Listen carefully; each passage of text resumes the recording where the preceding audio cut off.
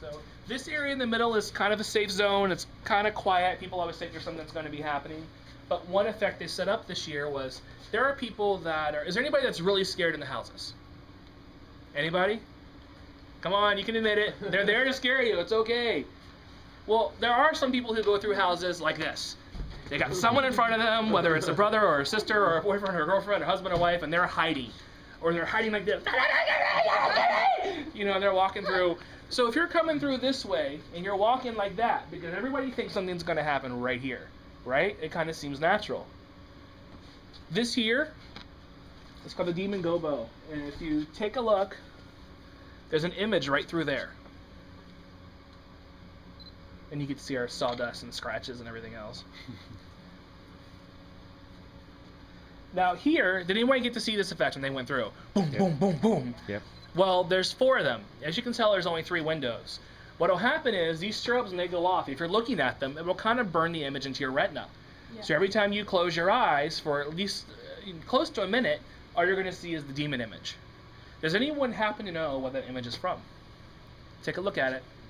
It's Nosferatu. Good guess. Good guess. You're close.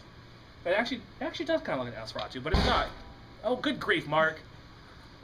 I can't ever get scared when I go through the house, but he scares me. It's the demon from The Exorcist. It appears very briefly in the movie, but you know this image looks very much like Nosferatu. So you know, I can't blame you for thinking that. So you'll hear the boom, boom, boom. The 4th one is right here. There's a major scare. Once again, another actor-activated trigger. Boom, boom, boom, boom. Shh. As you can see, I just turned on the UV light. Right there. So it's boom, boom, boom, boom. It's kind of a 4th, you know, it's the 4th one that'll hit you right there, and that woman comes out and usually scares a lot of people. So it's a really neat effect. And here's, you know, just some more of the equipment. You'll see some more images here in the monitors about what's going on. And you'll see all these wires too. Now some of them are extension cords or electrical wires. Some of them are just like water tubing from like water fountains. Some of them are hoses that have been painted to look more like electrical wire. Take whatever you can get and you create it. That's kind of the illusion of creating sets and props, whether it's on a movie set or on a house. You just kind of make things happen. But there is a funny story though. When they first came in to get the permits, the fire inspector came here and she walked in the front door and almost had a heart attack. She saw all those cables and all those wires, and she thought that they were live wires. She was ready to just, I wish I'd been there, because the story is she was like, no, this can't happen. And of course we had to tell her that they're all fake wires. And it's like, oh, okay, whatever, that's fine. But, and the funny thing is they were all still real wires. Right? But nothing's active, you know, like nothing's, and a lot of them aren't real wires. A lot of them, like I said, they're just painted, they're pieces of rubber or tubing or, like these here, these to me look like they probably were real extension cords at some point, but really, you never know. And this here, of course, an example of one of the boo doors. An actor can come out there and scare you, and it just looks like, when you first look at it in the dark, you don't think it can really do anything.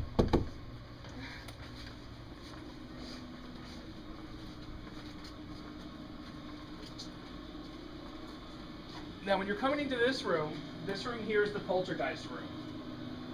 A poltergeist is a specific type of haunting. Of course, there's several different types of hauntings, several different types of, you know, of energy for ghosts and spirits. And there's 2 main reasons that they think people kind of became ghosts. One of them was carbon monoxide poisoning, and one of them was, you know, the EMF, electromagnetic fields. And those are the 2 big theories that kind of came up in the past that people really thought that's how you became a ghost. It's how ghosts were created, were those two things there. Now this effect here, it was working earlier, so let's take a look. Yes, what'll happen is a girl that's sitting here, she turns that on, she stands up, and then all the strobes go off, the dressers start banging, and the doors going, you know, up and down. You came through the room, so you saw it. Opening night, we didn't have all the additional strobes. That's something, once again, that's been added. Like I said, Horror Nights still evolves all the time. Bill and Ted's will change, the houses will change. Things evolve. Now they've added those strobes. Before, this was a strobe, and all you saw was her, you know, under the sheets. And the interesting thing is that this effect was actually taken from a Michael Jackson video for Billie Jean. Because there are a couple of times in the video where there's this glowing bed that appears. So, as you can tell, ideas come from everywhere. And ideas that aren't used for this particular year or any years in the past, they're not thrown away, they're not discarded. all those ideas are kept. There's cabinets and cabinets and cabinets and cabinets of all these thoughts and ideas and plots. They don't ever get rid of anything. Houses, props that are built for houses that don't actually make it to the end, they don't scrap those props. Usually they're kept. They're used for something. And same thing, any ideas we come up with that aren't used that year for any reason, they are kept. And hopefully, if it's a good enough idea, it'll be used in the future.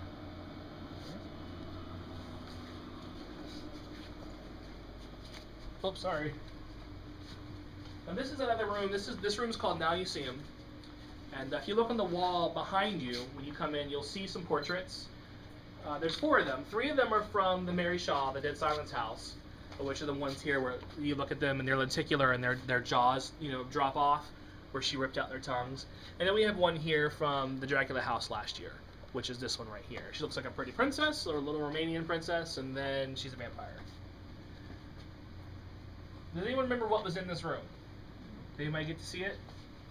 The chair. The chair. The chair, man. So you got to see it. I have yet to see the chair. He is pretty good. Ah, it's been killing me because I want to see it so bad. But this here is the actual contraption that's drawing in all the spirits and the ghosts.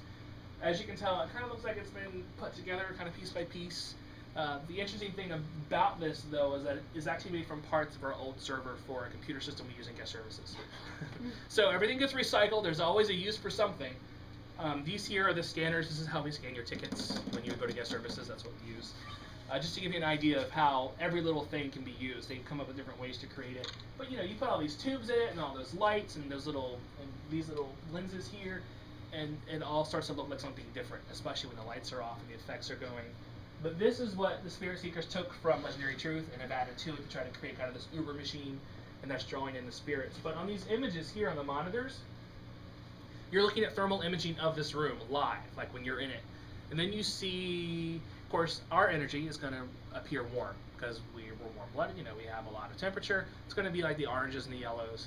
But then anytime there's a spirit, typically it's going to appear as cool colors, like blue, indigo, purple, those types of colors, normally blue. So while you're watching the monitor, you see a blue image that's supposed to be in the room with you, but you don't see anything. And then all of a sudden, this chair jumps up, about 7 feet tall, and pretty much scares the crap out of whoever's right here. I haven't seen it yet. I want to see it so bad. I've seen the chair sitting there, but I've missed the scare every time I've come through. No. The chair is actually a costume. It's a person that will sit here, and it looks like an antique, chair. And it's got it looks just like a chair. And then when the effect goes off, the chair jumps up, and it's supposed to be the ghost is in the chair. Now here's something interesting when you're walking by. It's another one of these images that's not really stained glass. It's just a print. But it's supposed to be 2 Japanese twins, looking at each other. But if you really look, it looks like one of those African roaches. Yeah. So it's one of those things too that what's it supposed to be?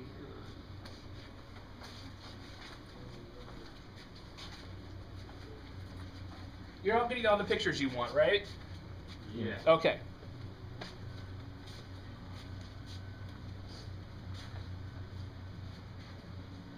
Now, of course, we referred to Lydia's gardens earlier, and Lydia, the wife, obviously liked plants, so the conservatory was built for her. He built it, Malcolm built it for her.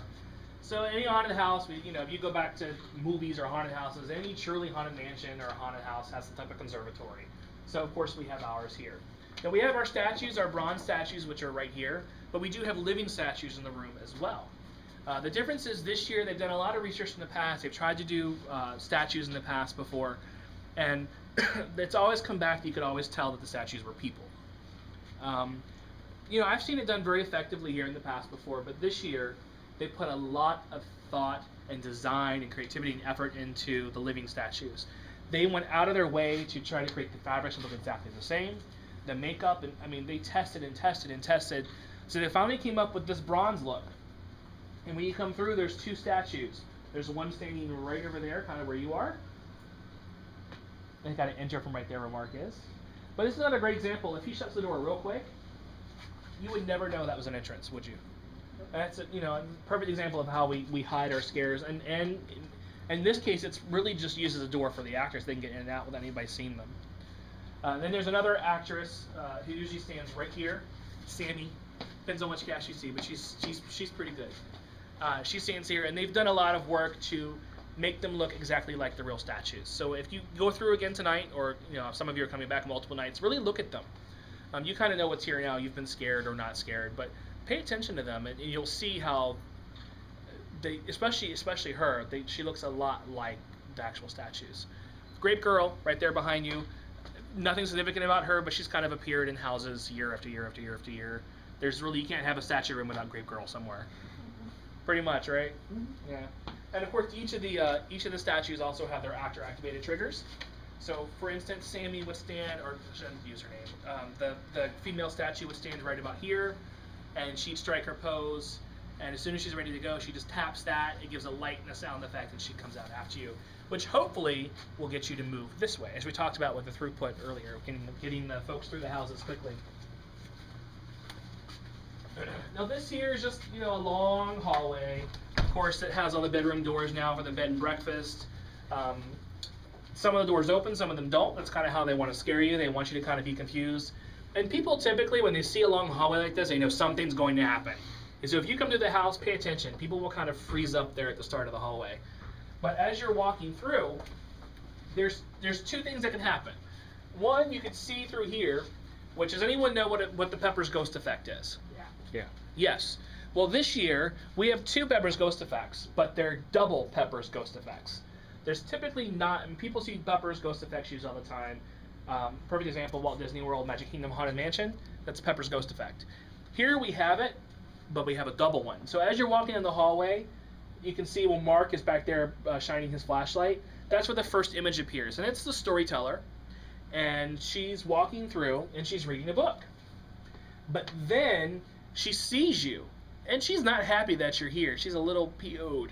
So then all of a sudden it goes from that to this sudden burst of her face right there screaming at you, and it happens like that. So hopefully it'll scare people because it looks like she's coming right at you. It's two projectors. There's two different areas of the room. If you peek your head through the door, you'll see kind of where there's two different screens. However, of course, that runs in a cycle, so they have a scare actor here to scare you, and he's usually really good. The person that I've seen, this is a really good area. So if you don't get to see this one, you're going to get scared by the scare actor here. And then, of course, there's another boo hole, or boo door right here. So they can get you kind of 1, 2, 3 right in a row.